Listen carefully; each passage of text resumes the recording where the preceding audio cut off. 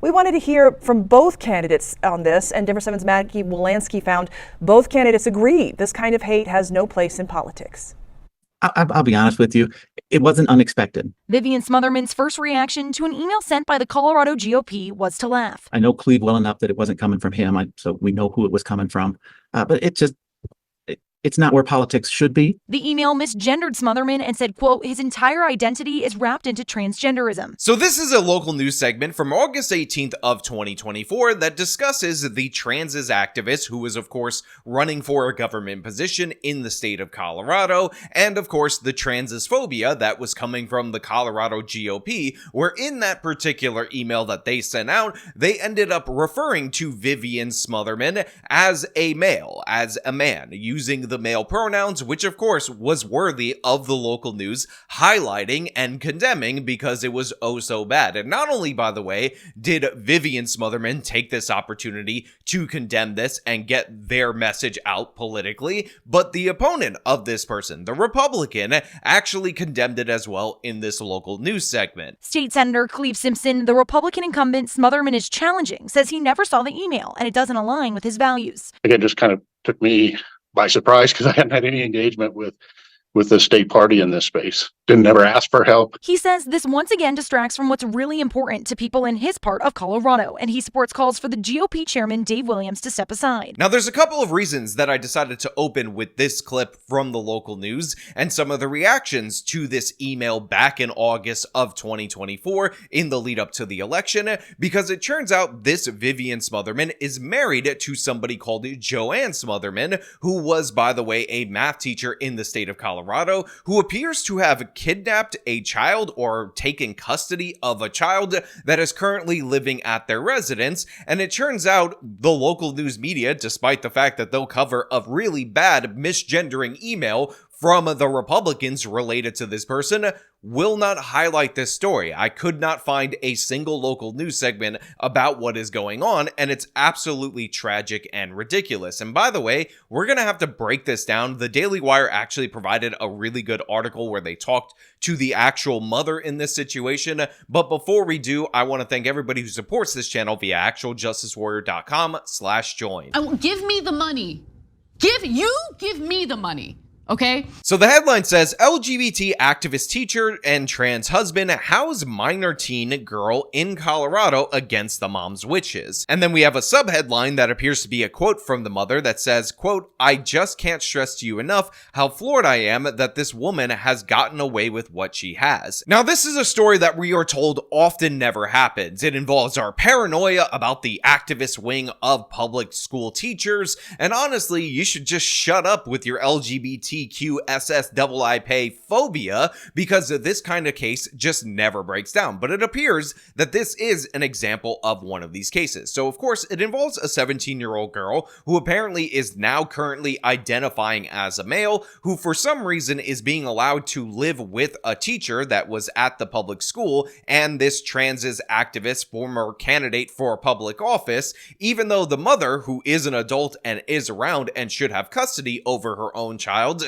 wants the police to get her out of this particular area. But it appears that this teacher has coached up this 17-year-old girl who has a myriad of mental issues in such a way to say all the things, according to the police, that would basically prohibit the mother from taking back custody over her child. Now, let me break this down, how all this happened, because it is fascinating, but also incredibly terrifying. Joanne Smotherman, a former math teacher at Durango High School, took the teen, one of her then students, into her Durango home in December when the girl left home after a fight with her mother. Joanne is married to Vivian Smotherman, who we talked about in the open was running for the Colorado State Senate. The teen's mother, Cynthia Stein, has gone to the Smotherman's home and attempted unsuccessfully to take back her daughter. She even called the police, but police officers who responded to the scene said that they would not force the teen to go home, according to the police report and body cam footage of the incident obtained by the Daily Wire. The situation is the culmination of months of outside influences, on the vulnerable teen, her mother told the Daily Wire. Now, for whatever reason, the footage is not being placed in this particular article by the Daily Wire, despite the fact that they claim to have this footage, which I find to be annoying. But you can go to this Twitter thread that is linked in this article and see still images and whatnot. And if I find the footage after I end up filming this video, I might do a note while I'm editing, or if I find it even later, I will link it in the description if it becomes publicly available. Not sure why this footage isn't viewable for all of us, because it should be a matter of public record. If the Daily Wire has obtained it, we should be able to see it. But the fact is, you have a situation where a girl, a minor, although she is 17, is being allowed to live with strangers. I know one of them was her public school teacher, but these are effectively strangers, a government employee, a former government employee, because apparently she doesn't work at that school anymore, based on the fact that she wills that she will live there, and the parent appears to have no rights at all whatsoever. Now, here's where things get really troubling. The 17-year-old girl has identified as a boy since the fall and now uses a unisex name.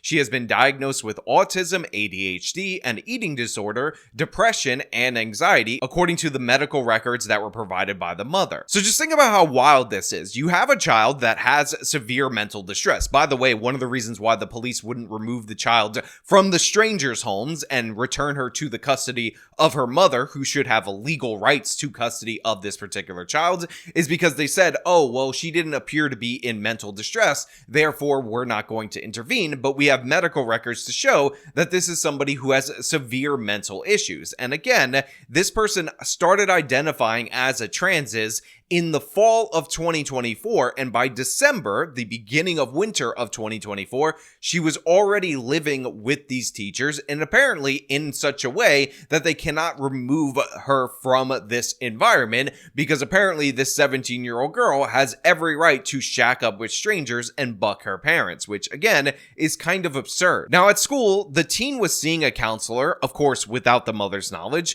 who advised the girl to terminate parental notification and encourage her to participate in the LGBT support groups, according to the mother. Now, if you ever wondered why states like the state of Florida have these laws about informing the parent about what's going on with their child's life when they are in school, this should answer your question right here. Here you have a counselor that, again, the mother had no idea her daughter was seeing, giving her advice on what kind of activism she should participate in, on how she should go to all these different various LGBT support groups, and in addition to that, she advises this 17-year-old girl, who again is in a vulnerable position, who has all these pre-existing medical issues that are diagnosed and backed up by medical records, to conceal this from the parents and essentially agree to terminate any notification requirements for her mother so that she doesn't know what is going on. So essentially, the school, which again is funded by our tax dollars, is laying the groundwork in order to remove this child, this mentally distressed child,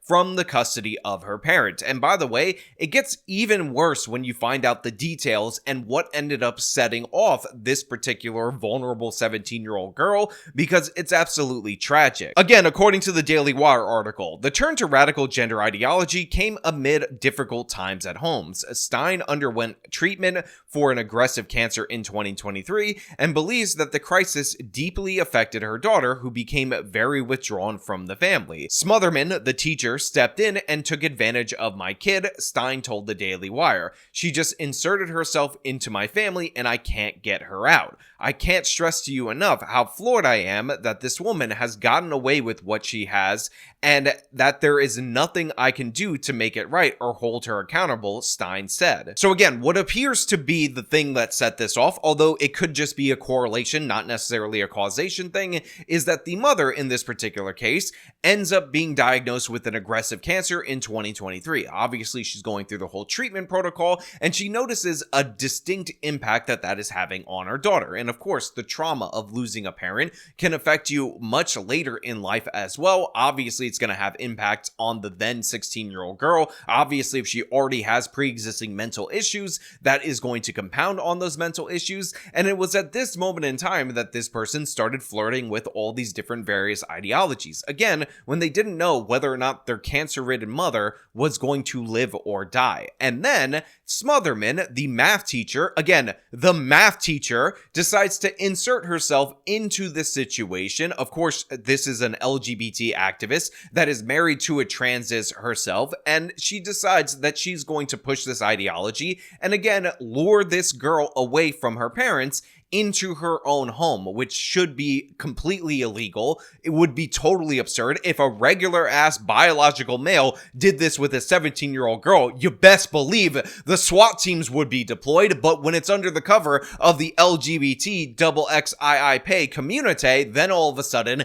it's perfectly fine and dandy. And honestly, you kind of need to shut up with your transphobia for you even bringing up how this all sounds absurd. Now, on November 2nd, the teen ran away from home after her mother told her that they were moving to Denver to be near family and put some distance between the teen and local influences. Law enforcement got Child Protective Services involved, and the child ultimately ended up going home to her mother. So yeah, this is already a situation where we have a runaway. Again, they decided that they see all these different various impacts on their daughter, so they're going to move in order to be closer to family, in order to cut them off from these weird influences who, again, little did this mom know, were actually actively working against her, and the teen runs away but gets returned back to the home. However, in December of that particular year, a little over a month later, the teen runs away again, but this time she ends up in the custody or in the care of a teacher, and for some reason, this is allowed to be. So like I said, the girl left home again on December 21st, and this time she went directly to the Smotherman's house. Her mother later discovered,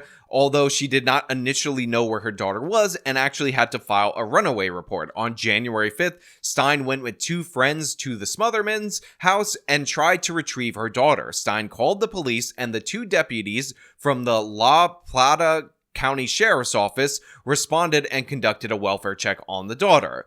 Basically, as long as I know that everybody's okay, that's really the extent of law enforcement involvement. You know what I mean. I don't know what else to say. One deputy told both Smothermans on their porch when they arrived, quote, "We get it. He's incredibly terrified right now because everything that they've been through." Vivian responded using male pronouns for the girl. The officer went inside and asked the teen how she was, and the teen responded, "I'm good, how are you?" Now look, I want to be 100% clear for everybody out there in the audience. The transgender element of this is just seasoning to me. It's just something that adds a little bit of extra spice, extra cringe, extra horribleness to this particular story. But even if you were to remove that, even if you had this left-wing activist teacher that was married to a normal person who is not a transis, or they weren't trying to transis the kid, that would be bad enough on its own. I mean, again, the police are granting custody or essentially deferring to the mentally ill child and to the teacher and the spouse of the teacher